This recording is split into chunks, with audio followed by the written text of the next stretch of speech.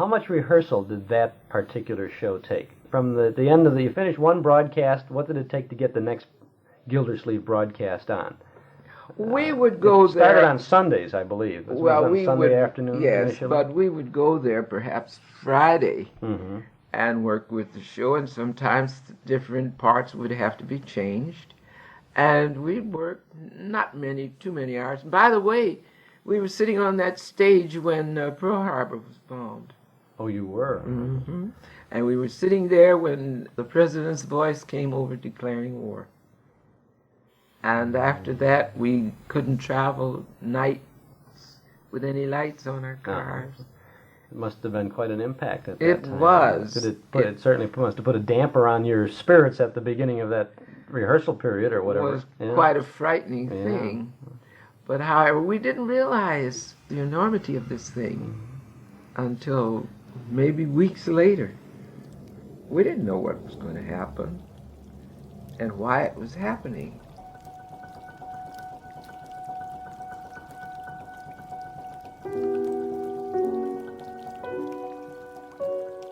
Saturday, March 4th, 1944, New York City. A cold drizzle has people rushing to get indoors. But that's nothing compared to the bombs and bullets American men and women are dodging overseas. On Wednesday, March 1st in Papua New Guinea, the Battle of Sio ended in Allied victory.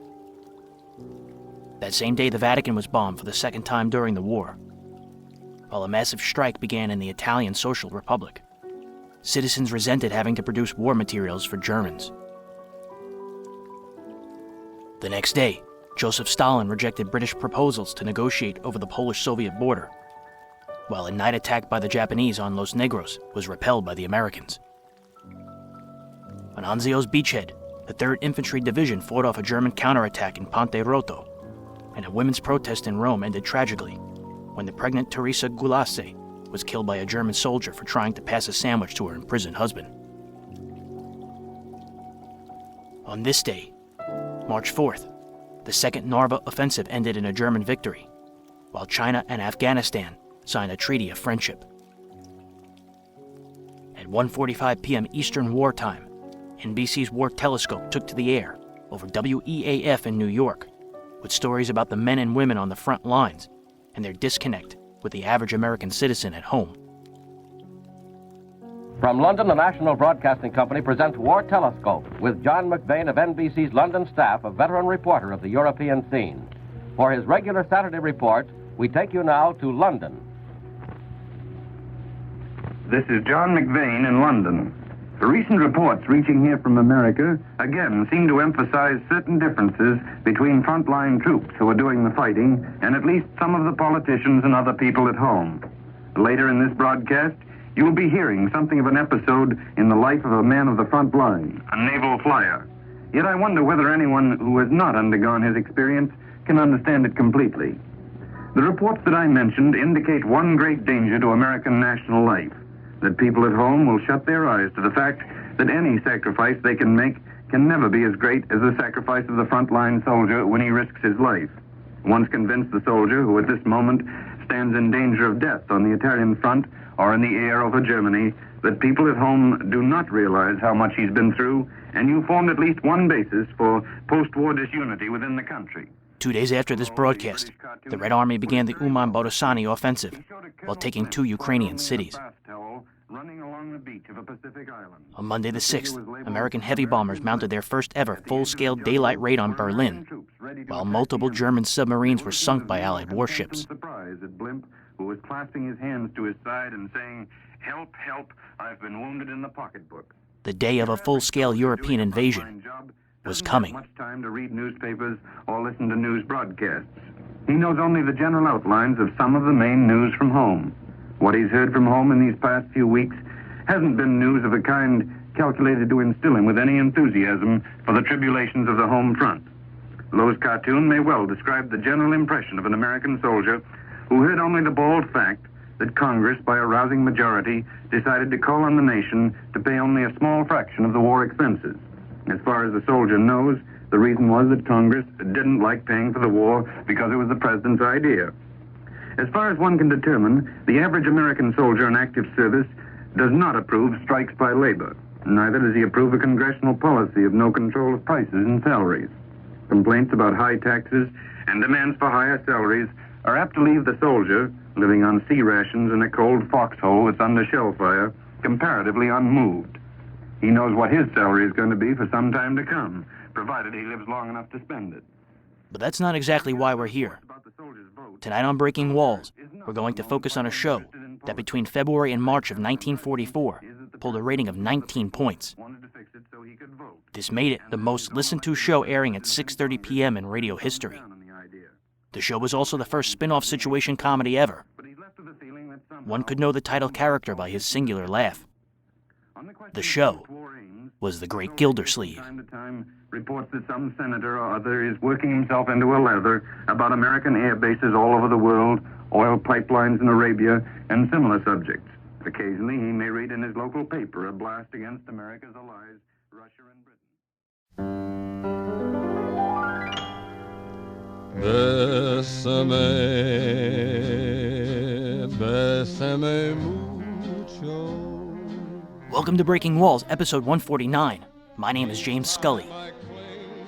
Tonight on Breaking Walls, we'll spend March of 1944 with Hal Peary and the Great Gildersleeve. If this is your first time listening to Breaking Walls, welcome to the show. You can find this series on every podcasting platform and at thewallbreakers.com. Tonight's opening song is Jimmy Dorsey's Bésame Mucho, featuring vocals by Bob Eberly and Kitty Callan. This song hit number 1 on the Billboard singles charts Saturday, March 4th, 1944, as people were tuning into NBC's War Telescope.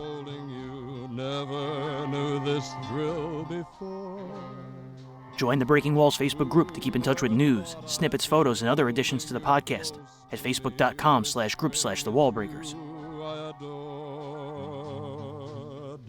And the first 8 chapters of Burning Gotham are out everywhere you can get a podcast and at burninggotham.com. It was a 2022 official Tribeca Film Festival audio selection. You can also support these shows for as little as $1 per month at patreon.com/thewallbreakers.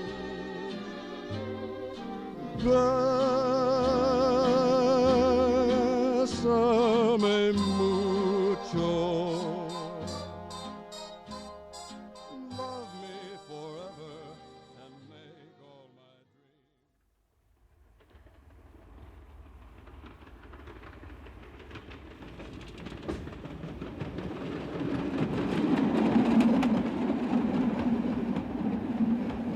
In the old days in Chicago, I used to do 7 voices on the Tom Mix Ralston Straight Shooter show, which a lot of people don't know about, I guess. That was way back in 37, 38, and 39. Well, you once played Sheriff Mike Shaw on that show, didn't you?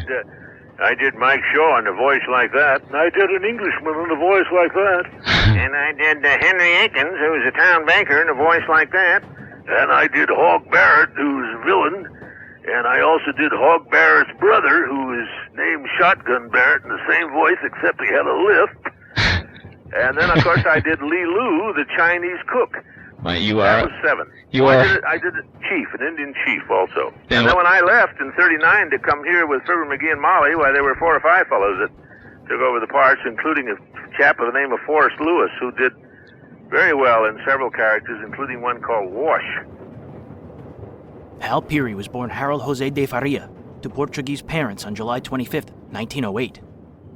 He was 14 when, in January of 1923, he made his radio debut on KZM in Oakland. By the late 1920s, he was working for NBC in San Francisco. Migrating to Chicago in 1937, he soon became one of radio's insiders, gaining a reputation as a top utility man. In 1937, he joined the cast of Fibber McGee and Molly, playing every kind of bit part imaginable.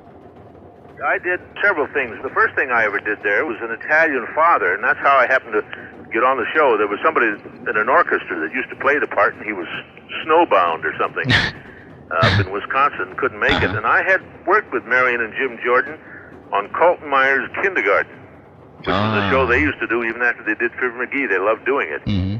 And I did this Italian father, and then I stayed on the show and did, a number of parts. Gooey Fooey, a laundryman, George Faditch, kind of an insurance salesman. Were you Gooey Fooey? I was surprised to know that. Oh, yeah. And I did a character, Perry, the Portuguese piccolo player in Ted Weems' band. That's when Perry Como was still in the band. Uh-huh. Took over the part that an actor by the name of Tom Post had played it. Mm-hmm. He was the Mayor Appleby, and McGee called him Mayor Applepuss, you know. I played George Gildersleeve first, then Harry Gildersleeve. And I heard one program that you're Homer Gildersleeve. Yeah. Don Quinn loved the name Gildersleeve. He tried out several things. Oh, I have another show where you were an interior decorator. Yes. An Italian wrestler. I remember that. We had a lot of fun on the show. Actually, I had played the voice, but he wasn't born until Molly became quite ill. Mm-hmm. And she was off the show for a few months. And then they kind of pumped up all the smaller parts, like myself, and things that Bill Thompson did. And suddenly, we were very important to the show. Well, they gave the Gildersleeve character an opportunity, and I threw in that laugh one night that I had never used on the show, and that was it. In the late 1930s, Peary approached McGee's head writer, Don Quinn, with an idea for a recurring role. He wanted to play a pompous windbag, who himself ran the biggest bluff in Wistful Vista. He thought it would be the perfect foil for McGee. Quinn was the kind of man who innately understood how to write for radio. To get back to that other thing I was talking about, the theory of the actor inspiring the writer, have any things that he has done, any treatments that he has given the part ever inspired you, given you an idea for some future script? Well, any writer or any producer who ignores an actor's suggestions is an idiot, because they have some very valuable contributions to make. They know what they want to say and how they're going to say it. And the best radio writing is done for certain talents and for certain people, tailored to their delivery. Everyone on our show is free to submit ideas, and they all take advantage of it. They all submit them, and we listen very respectfully to them. For Quinn, it was simply a matter of creating Throckmorton Gildersleeve, moving him to 83 Wistful Vista, and letting the fur fly. Throckmorton P. Gildersleeve's first appearance was on September 26, 1939. See, after they called the character Throckmorton, then I moved in next door. Oh, yes. You remember, I was his neighbor, and I even had a wife on the show, but she was never heard. She was only talked about. Did she have a name? Molly just occasionally said, "Oh, there's Mrs. Gildersleeve." Oh, Mrs. Gildersleeve, I see. And that was about it, you know. So that when I made the transition from my own show and became a bachelor, I don't think I even had one letter asking what happened to your wife. Because no one had ever heard of her. Quinn knew the value of sarcasm in comedy. It was later revealed that Gildersleeve's middle name was Philharmonic. Well, radio writing is a highly competitive business, and it's a great strain during the broadcasting season. When vacation time comes along, it's highly welcome. Anything you can do to relax is all to the good, and there is nothing like a trip to Hawaii in this direction. That's so true.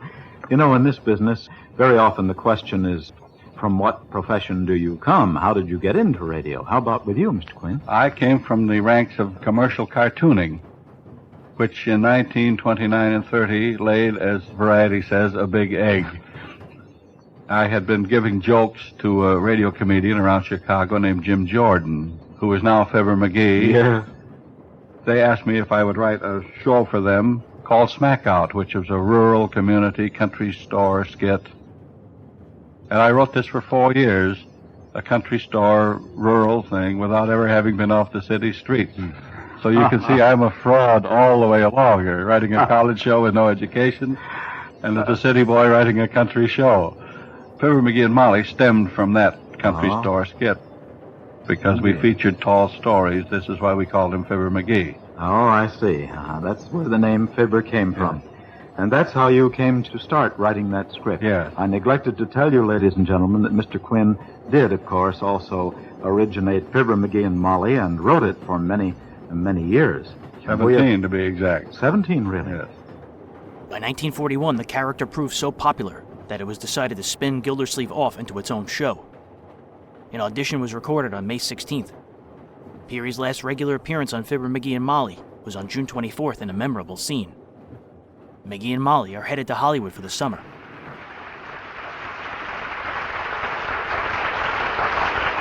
And furthermore, Gildersleeve, that's the silliest idea I ever heard of. Well, by George, McGee, if you weren't What is Mr. Gildersleeve's idea, McGee? He says what we ought to do is have somebody live in this house while we're gone.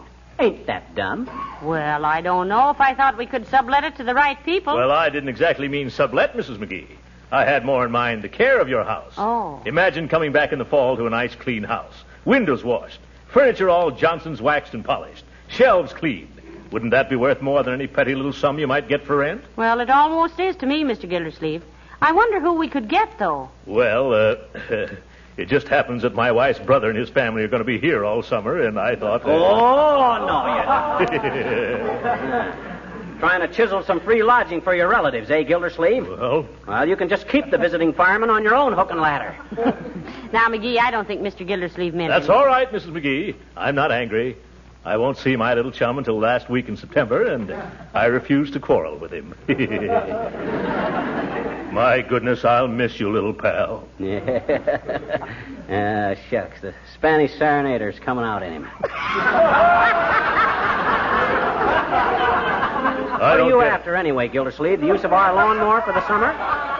What did you say? I said, what are you after? The use of our lawnmower for the summer or something? In the first place, it isn't your lawnmower. It's mine. And in the second place... What do you mean it's your lawnmower? Just because I let you borrow it once or twice? That's all right, McGee. I was glad to get it back, if only for a day or so. He's right, McGee. It is his lawnmower. Oh, yeah? It's my lawnmower, and I can prove it. I know exactly where the bill of sale is. Where? Right here in the hall closet.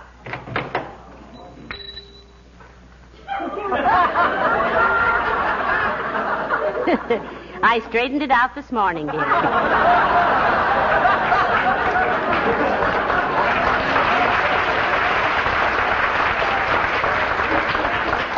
Well, where's that bill of sale? Okay, so it's your lawnmower. Take your old clover clipper, Gildersleeve. I'm a movie actor now anyway. I ain't mowing my own lawn anymore. You're not, eh? You probably will be too busy at that. Yes. Mowing other people's lawns.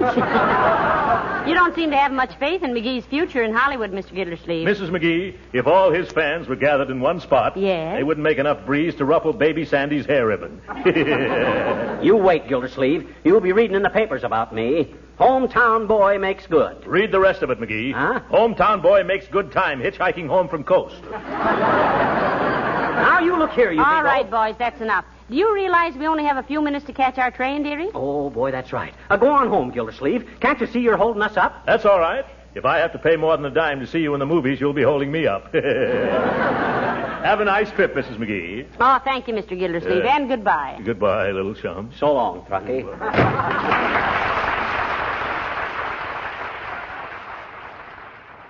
Oddly enough, by the time they got back, it was Gildersleeve who'd permanently departed from Wistful Vista. Tragically, Gildersleeve's sister and brother-in-law were killed in a car accident, and he needed to go to Summerfield to oversee their estate and raise his orphan niece and nephew, Marjorie and Leroy Forrester. He left on August 8, 1941, creating with him a new American concept, the Sitcom spin-off. The show premiered at 2:30 p.m. Pacific Time over KFI in Los Angeles, and 6:30 p.m. Eastern Time over WEAF in New York. Kraft would sponsor the series. They signed on for 39 weeks over 28 NBC Red Network stations.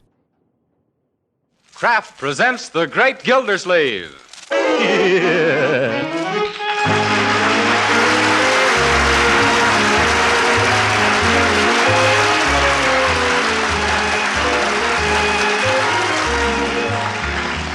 Each week at this time, the Kraft Cheese Company presents for your enjoyment Harold Perry as The Great Gildersleeve, written by Leonard L. Levinson.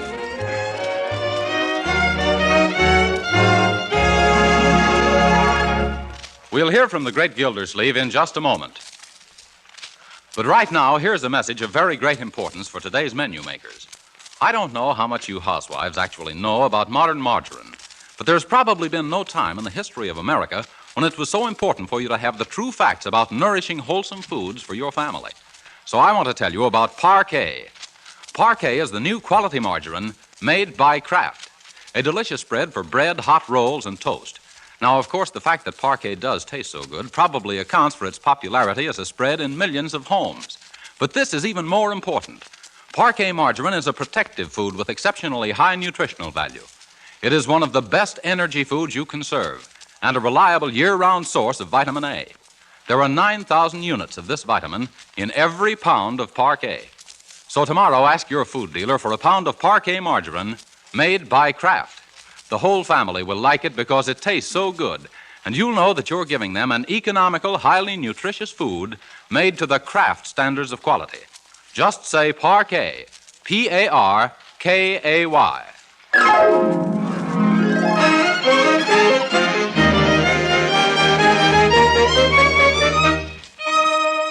And now for the adventures of the great Gildersleeve.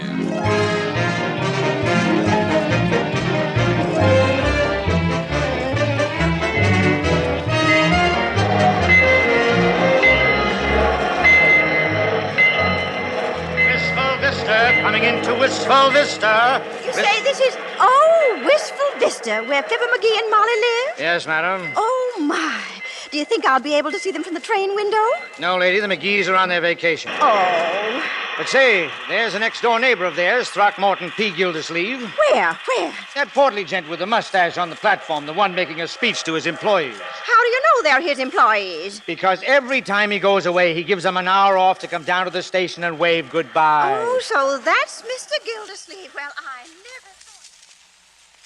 Furthermore, I can't tell you how touched I am to see all the employees of the Gildersleeve Girdle Works down here at the station to bid me goodbye. It's indeed... by the way, is there anyone left at the plant? No. What if some orders come in? Who'll take the phone calls? Mert. Oh, Mert, eh? Yeah. As I was saying while I'm away, I expect every one of you to uphold Gildersleeve girdles to the best of your ability. And don't forget our motto. If you want the best of corsets, of course it's Gildersleeve. Very good, TP, very good. Thank you. You'll get a raise. And though it's necessary for me to go away and attend to other enterprises, the one thing closest to my heart is the Gildersleeve girdle. How long will you be gone, TP? At least 3 days and maybe till the end of the week. Before you go, TP, the Gildersleeve Girdle Workers Guild wishes to present you with this handsome leather briefcase as a token of our esteem for you. For me? I don't know what to say except... Yes, all aboard? Oh, no. Oh, my goodness. Out of my way, everybody. Where are my bags? On the train, TP. Thanks. I forgot to buy a ticket. Where do I buy a ticket? On the train, TP. Oh, yes. Let go of me, boys. Where are you pushing me? On the train, TP. Yes. Goodbye, children. Goodbye, children.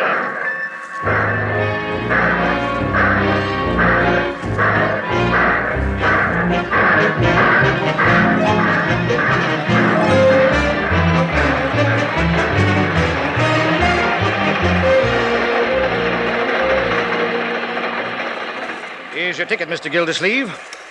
Sorry I haven't any berths left.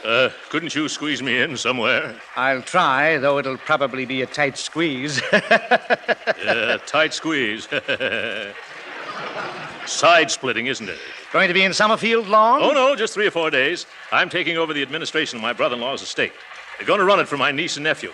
But that's quite involved, and I'm hungry. Which way is the diner? Why, an old experienced traveler like you should know where the diner is. Oh, of course. No matter where you are, the diner's always at the other end of the train. See you later.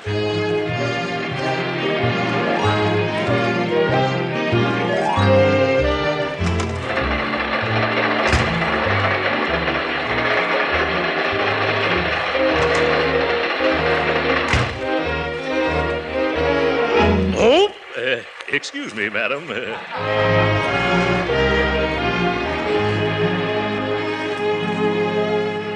Yes, pretty crowded in this diner. By George, I'm so hungry I could eat the waiter.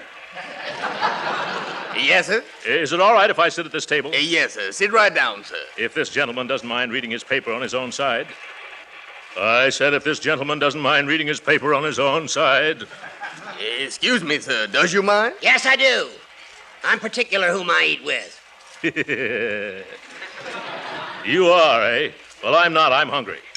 Waiter, bring me a steak, a nice, juicy double tenderloin rare. Waiter, where's my milk toast? I ordered it 15 minutes ago. Yeah, I'm sorry, but milk toast takes time, you know. And waiter, I want a big heaping plate of French fries. Yeah, French fries. And a cup of strong coffee with lots of cream. Yeah, I'll get it right away, sir. And bring me my milk toast made with gluten bread, remember? Yes. Bread. Oh, that reminds me. Some hot biscuits and a little pot of jam. Gluten bread toasted and a cup of hot water. And then apple pie a la mode with cheese. Yeah, with cheese. Yeah. I can't stand this. Listening to you is giving me heartburn. It is, huh?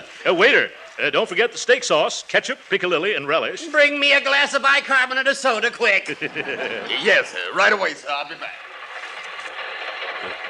Of course, it's none of my business, mister. And don't stick your nose in it. Yes. Well, all right. That's the way you feel about it. I was just going to tell you you're getting your newspaper in the mustard. I don't use mustard. No, I guess you don't need any. But what I was going to say was... Never mind. Okay, I won't say it then.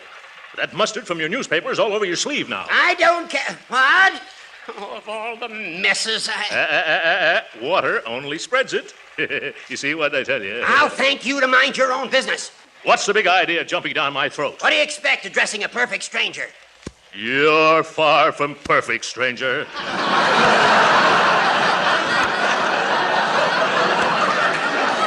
And from now on, I'm going to make a career out of ignoring you. Here comes my food. That's pretty snappy service, waiter. Yes, sir. Well, where's my milk toast? Yeah, I'm sorry, sir, but the chef, he's all out of glutton bread.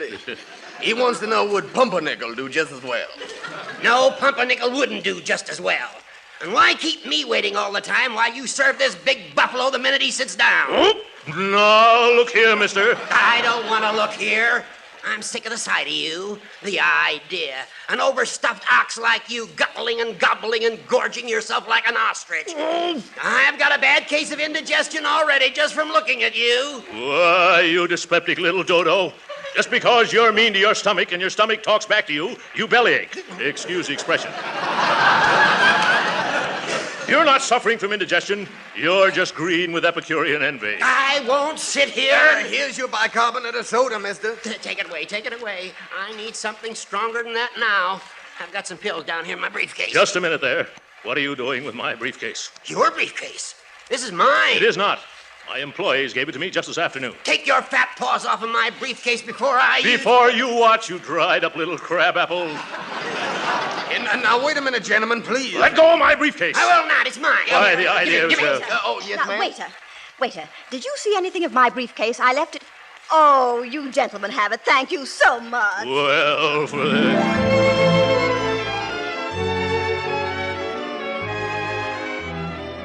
Gildersleeve's first head writer was Leonard Levinson. The character's long-running feud with Judge Hooker began right from the first train ride. Music was done by William Randolph's orchestra. Cecil Underwood produced the show, and Jim Bannon announced. Ah, there you are, Mr. Gildersleeve. I've located a berth for you at last. Oh, that's fine, conductor. I was getting tired of sitting around here in my pajamas. Where is it? It's upper 9 in the next car. Upper 9? Oh, my goodness. The last time I was in an upper berth was, 50 pounds ago.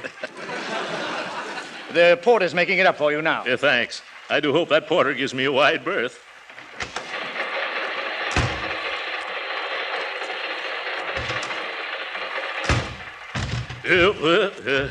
It's so dark in here. Oh, porter! Porter! Quiet! Oh, excuse me. Must be sleeping. Oh, porter! Yes, sir. Have you got upper 9 ready yet? Yes, but I didn't anticipate no gentlemen of such ample proportions. Yeah. Well, maybe I'd better take a ladder. Yes, better take 2. They're small. Well, all right, come on. Yes, here we are, right up there, sir. Up there? Oh, my goodness. Hold these ladders steady, porter. Remember, if they tip, I won't. Yes. Now be careful, mister. Train's coming to a sharp curve pretty soon. When? Then. Oh! Hold on, mister. Let us slide. I can't hold on. I'm coming down. Look out below. Ooh! No! What hit me? Oh, my sacrilege. Yeah, mister. Let me help you up. I don't want to get up. I want to sleep. Not you, mister. The man in the upper. He's now in the lower. And where am I? You're right here, brother. Get off of my poor stomach. Who is it? Oh, it's you. What are you doing sneaking into my berth? I'm not sneaking into your... I'm not sneaking. I'm trying to climb into bed. I'm your upstairs neighbor. Isn't that nice? I hope that swinging shelf snaps shut on you. Oh, yeah? If it's going to swing, I'll see that it swings your way. And if I land on you again, brother, You'll spend the rest of the night sleeping in the roadbed. Oh, quiet. Let me go to sleep. Okay, Grandpop, unpleasant dreams. All right, Porter, give me a leg up again, will you?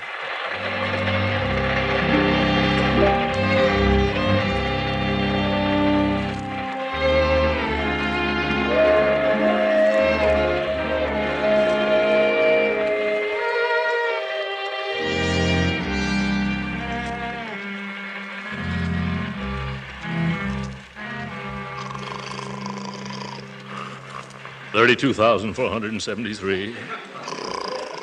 32,474. 32,475. Oh, my goodness. 2 o'clock already and still not a wink.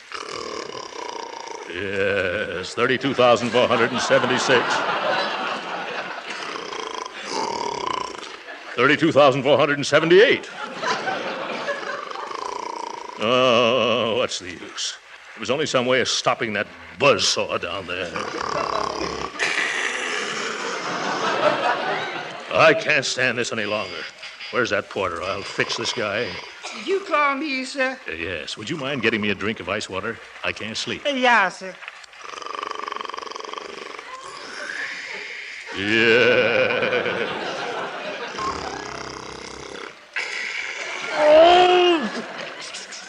Here's the water, mister. Thank you. You needn't wait. Good night, good night, good night. Good night, sir.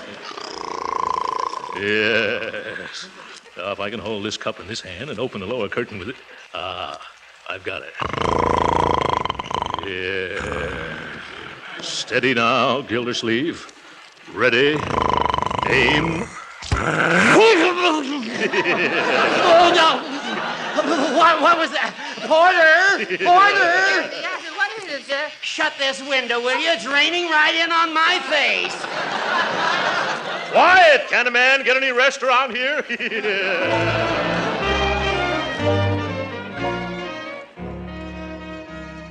Radio legend Frank Nelson, then only 29, provided multiple supporting parts in this episode.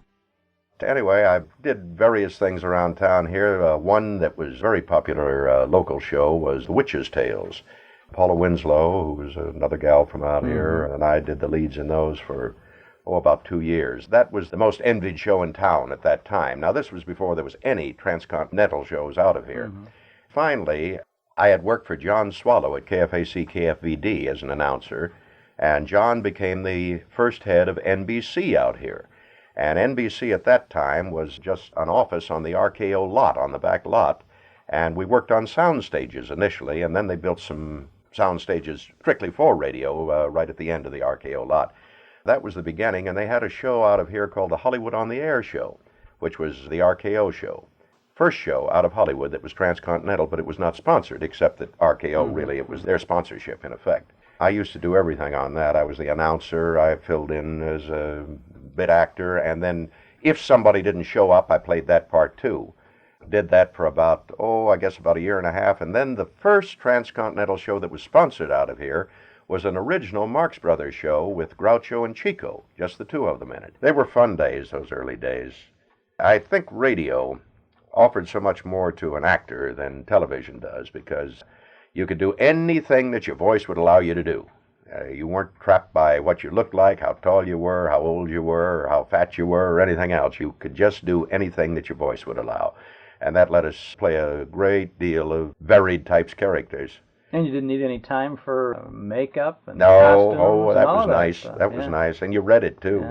Although that wasn't as easy as we make it sound now. Lots of times we look back and we say, oh, boy, what a soft touch that was, how easy it was. But it wasn't easy. It truly wasn't. You had to come into a studio, and you had to create a character in a very brief period of time, and it had to be believable at least. All those characters weren't the greatest in the world, but it kept you on your toes, and it kept you working hard. We did things, funny things that you'd do. I remember I had a show at NBC, which is really one long block from CBS. I had it at the last studio in the hall, that is the closest studio to the CBS studios, and I would conclude that show, sign that show off, and then run out the side door. I'd have a page there. He'd have the door up, and I'd run out the side door, tear across the Palladium lot, and slide through Studio A. They had a big double doors there, and they'd have that open for me, and I'd slide through to the middle of the stage and take one deep breath and say, "Ladies and gentlemen from Hollywood," and open the next show. And I tell you, some days I thought, I'll never get the words out.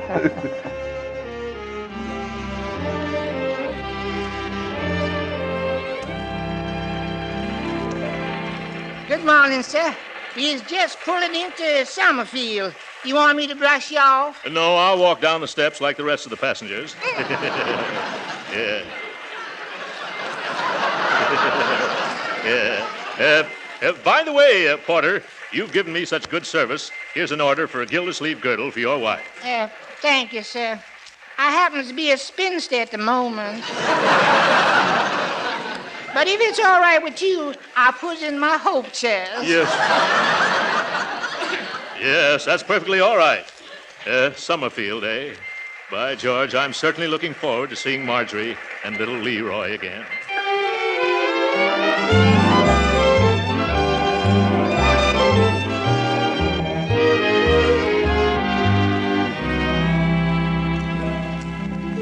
Why can't I, Marjorie? Huh? Why can't I call them TP like they do down at this foundry? It isn't a foundry, Leroy. It's a... Oh, never mind. It's nothing that concerns little boys. And I'm sure that he will prefer to have you call him Uncle Throckmorton. Oh, shucks, you can't go around calling a big, tough guy who runs a steel foundry Throckmorton. It's positively degradatory. It's derogatory. Yeah, it's that, too. Leroy, who told you Uncle Throckmorton was in the steel business? Nah, you thought you were so smart. I saw one of his letterheads. The Gildersleeve Girder Company. Oh, yes, the Gildersleeve Girder Company. See, he should be here by now, shouldn't he, Marjorie? Now, don't you worry, Leroy. Just as soon as his train arrives, Mr. Wills will bring him here for breakfast. Oh, I wanted to go down to the station, too. I know, but Ted has to discuss all the legal details with Uncle Throckmorton before we go to court. Say, you're getting pretty darn stuck on that Ted guy, aren't you? Why, Leroy Forrester, I am not.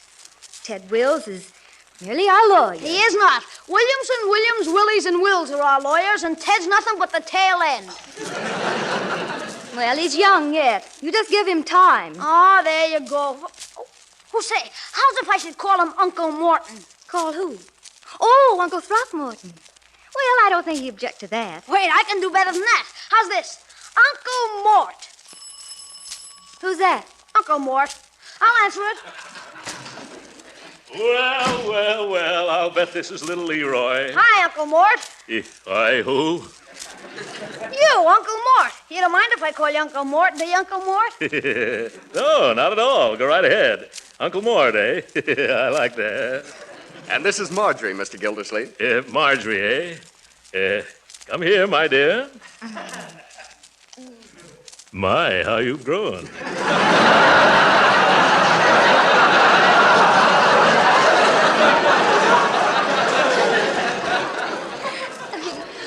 Hello, Uncle Throckmorton. Let me take your hat and coat. Will you have some breakfast? No, thanks. I've already had mine on the... Well, I'll have a cup of coffee. Sit right here, Uncle.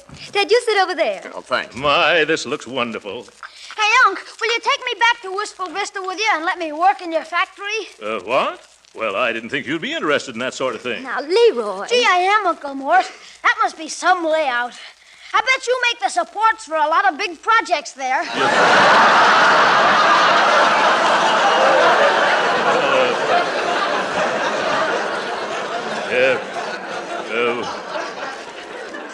We don't turn out anything much like... we sort of confine ourselves to foundations. Yeah.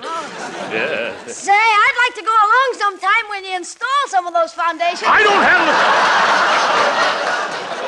have... What did you say, young man? Oh, please excuse Leroy, Uncle Mort. He's been like that ever since he found out that you owned the Gildersleeve Girder Company. What? The Gildersleeve Girder? Yes. Oh, yes, I see it all now. Yes, a bright boy. Gee, Unc, do you ever have to slug it out with any of them tough steel workers of yours? No, I never do. You don't, huh? Well, of course, there have been times when I've had to put more snap into their work. Yes. Once I was so angry, I picked up a badly made foundation and bounced it right off the foreman's head. You did? Yeah. Oh. Now, Leroy, let your uncle eat his breakfast. Yeah. Have some toast, Uncle Mort? No, thanks. Speaking of toast reminds me of an amusing incident on the train last night. You'll enjoy this, Leroy. When I went into the diner, the only empty chair was at a table with a salad and crab. Walter Tetley played Leroy, and Lorene Tuttle played Marjorie. I always felt that we had to work with an all-physical person. We always worked from the full person, because that's the only honest way to do it. You have to have a person who lives and breathes and walks and is alive, rather than just turning on a voice. Because you could conjure up, if you really had, through imagination, anything that you wanted to be. That's why I loved it, too, because I could play opposite Jimmy Stewart, or Frederick March, or Cary Grant, or Gary Cooper, or Leslie Howard. And on the air, I could be the most glamorous, gorgeous, tall, black-haired female you've ever seen in your life. Whatever I wished to be, I could be with my voice. That was the thrilling part to me. Weren't you on the Great Gildersleeve at one time? Yes, I was the original Margie. You were? Uh-huh. For Hal Perry, then. Yes, He was Gildersleeve. yes. I was on the opening show. And I worked on it for about 2.5 years, and then they kept writing Margie younger all the time. She got to be about 16. And I felt that was too difficult for me to go out in front of an audience, and try to look 16. So I think I gave my notice on the show. Were you on that pilot show for Johnson's Wax? I expect so. Because it was supposed to be a summer replacement for Johnson's Wax.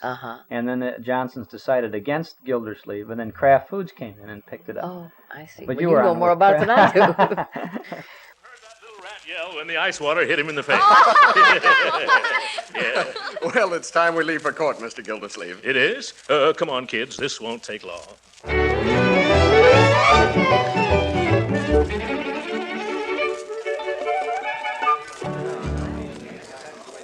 Well, all I can say is we run things better than this in Wistful Vista. 11 o'clock and the judge hasn't even shown up yet. Judge Hooker's usually very prompt. Yes, the trouble with some of these judges is they think they're little tin gods. Take those black robes away from them, and what have they got? Bow legs. Gee, that's a hot one, Uncle Mort. Yeah, I'm glad you like it. Everyone rise, please. At last. Superior Court, Department 25, the Honorable Hilliard H. Hooker, judge presiding, is now in session. Be seated.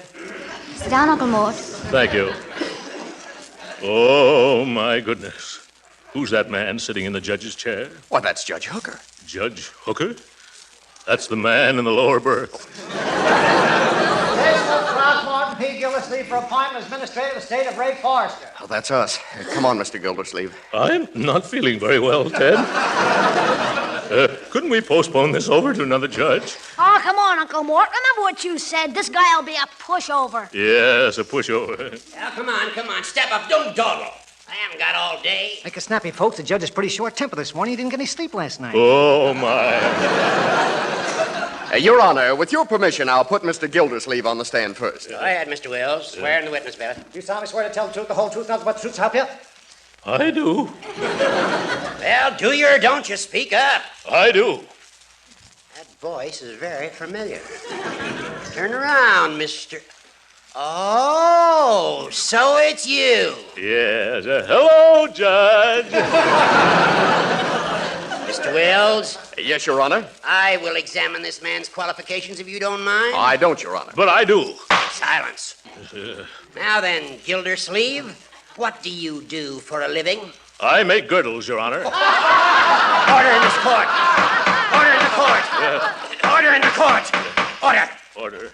And you, Gildersleeve, any more cheap humor and I'll judge you in contempt. But it's true, Your Honor. I'm the president of the Gildersleeve Girdle Company. Oh, Uncle Mort, tell him the truth. He doesn't make girdles, Judge. And what does he do? Steel foundations. I bet he would, too. Now, no more interruptions, my boy. Remember, this is a courtroom. You realize who I am, of course. Sure, you're a bow-legged little tin god. Yeah. What? Now, Leroy! But you just said so yourself, Uncle Mort. Oh, you did. Just a little joke, Your Honor. You know how I kid. I know. Well, I'm going to ask you a plain question, and I want a plain answer. What business are you in? Well, that is, Leroy, would you mind going out into the hall and get me some ice water? One moment. Who's running this court, you or I? Better not get Uncle Mort mad, Judge. Last night he threw a whole bucket of water on a guy in the berth under him. Oh, my, here we go again. He did he? Yeah, and this poor sap woke up and thought it was raining. Oh. You ought to hear Uncle Mort tell it.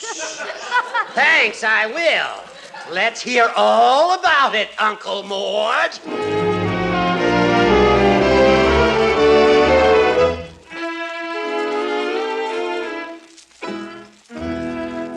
But, Judge Hooker, it's after 5 o'clock. This poor man's been on the witness stand all day. All right. One more question, then I'll hand down my decision.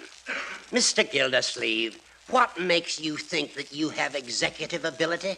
Well, I have a large staff of my own, and through years of experience, I know the proper relationship between employer and employee.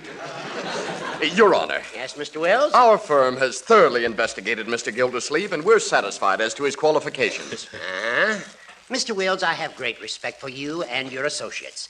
That is probably the only reason why I'm going to grant your petition. Hooray! However, in order to protect these children from their own misguided enthusiasm, I'm going to require this Gildersleeve to report to me every single week. But, Your Honor... He must get an okay for every cent that he spends. But, Judge... And I will require him to post a bond of $50,000 in cash. Now, see here, Hooker. I won't stand for this. I'll resign. Quiet. Gildersleeve, I never sent for you. You came here begging for this job. To quote from Brawby versus Union Buggy Corporation, Civil Code of Nebraska, you made your bed and you can't lie out of it. But my business in Wistful Vista... You remain here and make this estate pay or go to jail for contempt. Now, wait a minute. I'm not going to... Court is adjourned. I'll kill that old goat. Ted, we've got to do something about this. Do you realize that a $50,000 bond would not only take every cent of my ready cash, but also means a mortgage on my Gordle Works? Gee, I'm sorry about how the whole thing went, Mr. Gildersleeve. Well, maybe if we went into the judge's chambers, we could persuade him to lower the bond, Uncle Mort. Sure, just let me talk to him. Young man, you've talked enough for one day. Well, how about it, Ted? Well, it won't hurt to try. Come on. Yeah. Come in. Excuse us, Judge Hooker. You remember me, don't you? I thought perhaps maybe we could possibly get that little cash bond reduced. I don't see why I should have... If you spoke to somebody who'd known me for a long time, they might convince you that I'm not such a bad fellow. Oh, that would be fine, Uncle Mort. Yeah. Who could the judge talk to? Why, the president of the Wistful Vista Chamber of Commerce. He's my next-door neighbor, too. A chap named Fibber McGee. We can call him long distance, Your Honor.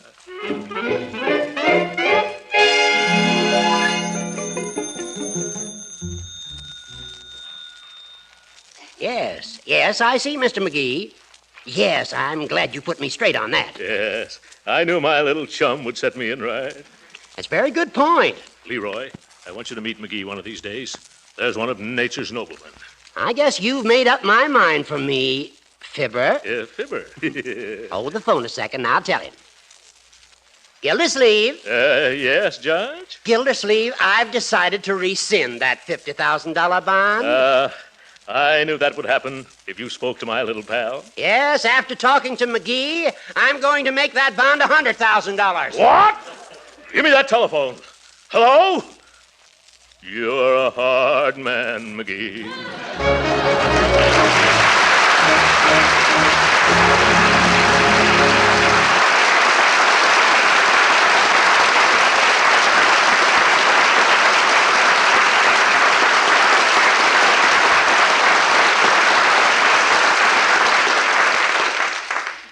The great Gildersleeve will be with us again in a few minutes. While Uncle Throck recovers from that one, I want to say a word that I believe will make every thinking housewife want to try Parquet margarine tomorrow. This delicious new Kraft product is most popular as a spread for bread and a seasoning for hot cooked foods because of its delicate, pleasing flavor.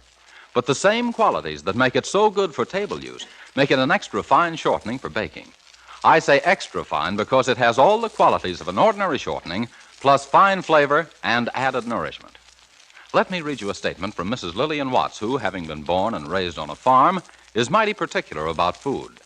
She says, quote, I have a family of 8, and they all like parquet margarine. I use it in various ways: cakes, bread, muffins, biscuits, soup, spreads, and other ways too numerous to mention. Thank you 1,000 times for this wonderful product. End of quote. Now, that's a mighty enthusiastic statement, but you'll be just as enthusiastic once you have tried parquet. It's so delicious, so nourishing, so grand in every way. Tomorrow, be sure to order parquet, the economical spread made by Kraft. And remember, every pound of parquet margarine contains 9,000 units of vitamin A.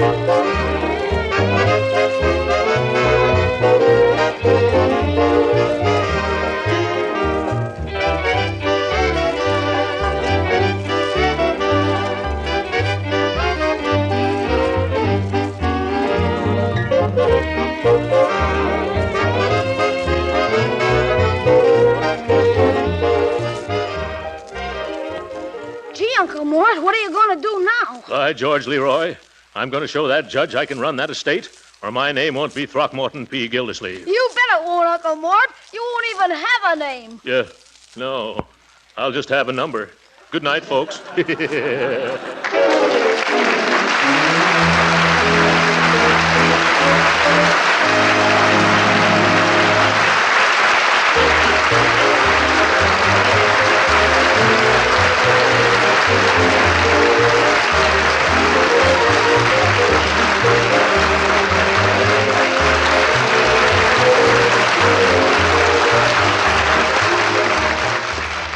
Original music on tonight's program was composed and conducted by William Randolph. This is Jim Bannon saying goodnight for Kraft and reminding you to tune in again next week at the same time to hear the further adventures of the great Gildersleeve.